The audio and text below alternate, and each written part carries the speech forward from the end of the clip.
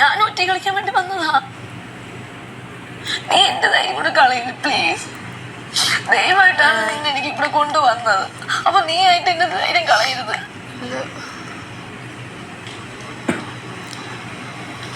അവര് നീ വിചാരിച്ചത് നമ്മളെ പോലെയുള്ള മനുഷ്യരാണ്. അവരുടെ വായിൽ നാക്കുന്നുണ്ട്, നമ്മളെ വായിൽ നാക്കുന്നത്. നമുക്ക് നല്ല നല്ല മറുപടി കൊടുക്കാം, അത്ര തന്നെ. ഇപ്പൊ നിന്നെ എന്നാ എന്തിലെടുത്തിട്ടെ? കിച്ചൺ ടീമിലാണ് ഇട്ടെ. പിന്നെ ഫ്ലോറും ബാത്റൂം ആണ്. അതിൽ ഉറപ്പിച്ച് നിൽക്കുക. അതിനൊക്കെ മാറ്റാൻ ശ്രമിക്കും. ഞാൻ എന്തായാലും കിച്ചണിൽ ഉറച്ചു നിൽക്കുള്ളൂ. ഇനി കയറ്റിയാലും ഇല്ലെങ്കിൽ ഞാൻ കിച്ചണിൽ നിൽക്കും. എനിക്ക് ചെയ്യാൻ പറ്റുന്ന ഞാൻ ചെയ്യും. ബിഗ് ബോസ് എന്താണ് പറയുന്നത്? അത് ബിഗ് ബോസ് പറയാണ്, ഒരു കിച്ചൺ ടീമിൽ നിന്ന് മാറുന്നു പറഞ്ഞു ഞാൻ മാറും.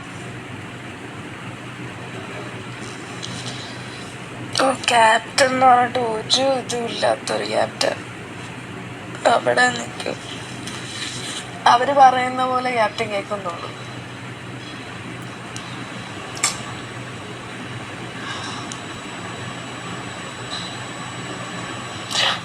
ഞാൻ സത്യം പറഞ്ഞ് ഞാൻ അപ്പഴടുത്ത് പിണങ്ങിയതാണ്.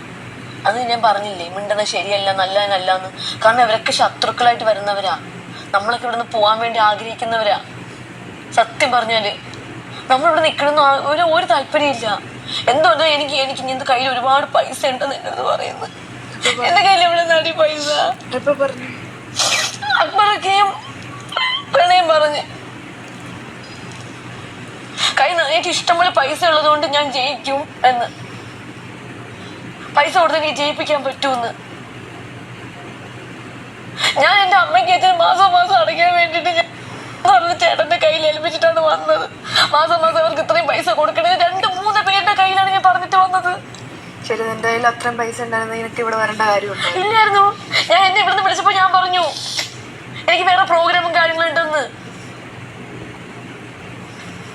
എന്റെ മനസ്സിൽ വേദനിപ്പിക്കുന്ന കാര്യങ്ങളൊക്കെ പറഞ്ഞുകൊണ്ടിരിക്കും. നമ്മൾ തിരിച്ച് മറുപടി കൊടുക്കുമ്പോഴാണ് അവിടെ വീണ്ടും വീണ്ടും വഴക്കായിക്കൊണ്ടിരിക്കുന്നത്. അതുകൊണ്ട് ഞാൻ മിണ്ടാതെ നിൽക്കുകയാണ് ഇവിടെ. റണ എത്ര പ്രാവശ്യം വന്ന് ചൊറിഞ്ഞു നീ കണ്ടില്ല? കുക്ക് ചെയ്യുന്ന സമയത്ത് എത്ര പ്രാവശ്യം വന്ന് ചൊറിഞ്ഞു? എത്ര പ്രാവശ്യം? നമ്മൾ തിരിച്ച് മറുപടി പറയുമ്പോഴാണ് വീണ്ടും വീണ്ടും ചൊറിഞ്ഞു വരുന്നത്.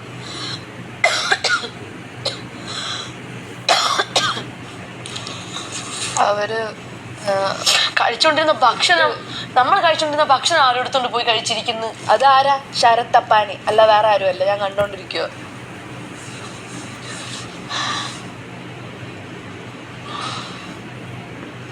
എല്ലാവർക്കും ഭക്ഷണം കഴിക്കണമെന്ന് ഞാൻ ആഗ്രഹിച്ചിട്ടുള്ളൂ. എല്ലാവരുടെയും വയറ് നിറയണം. അങ്ങനെയൊക്കെ പറയുന്ന വെച്ചാൽ നമ്മൾ ഭക്ഷണം ഇരിക്കുവോ? ജിസേലിന്റെ ഇത്രയും ഹ്യൂമാനിറ്റി പറയുന്നു. അവളെന്തോ കാണിച്ചിരുന്നു, എന്തൊക്കെ പറഞ്ഞു. അത് അവരുടെ കൾച്ചറാന്ന് വിചാരിക്കേ. അവർ തുള്ളുമ്പോഴും നീ തുള്ളൂ.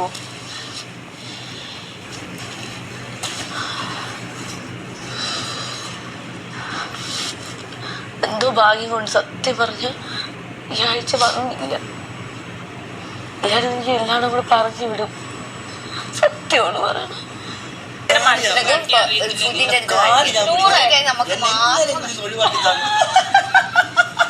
എനിക്ക് വൈകണം. പറഞ്ഞോള് കാല് പിടിച്ചോണ്ടായി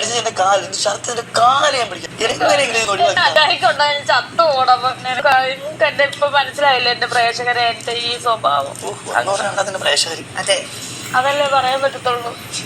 വേറെ ആരും ഇല്ലല്ലോ. എനിക്ക് ആകെയുള്ള ശാരിക ഉണ്ടായിരുന്നു. പോയി പറയാൻ ഇപ്പൊ ആരാ? പ്രേക്ഷകര് മാത്രമേ ഉള്ളൂ. എനിക്ക് ഒറ്റപ്പെട്ടു പോയോ? അല്ലെങ്കിൽ സമാധാനപരമായിട്ടൊക്കെ എന്താണ് വേണ്ടത്?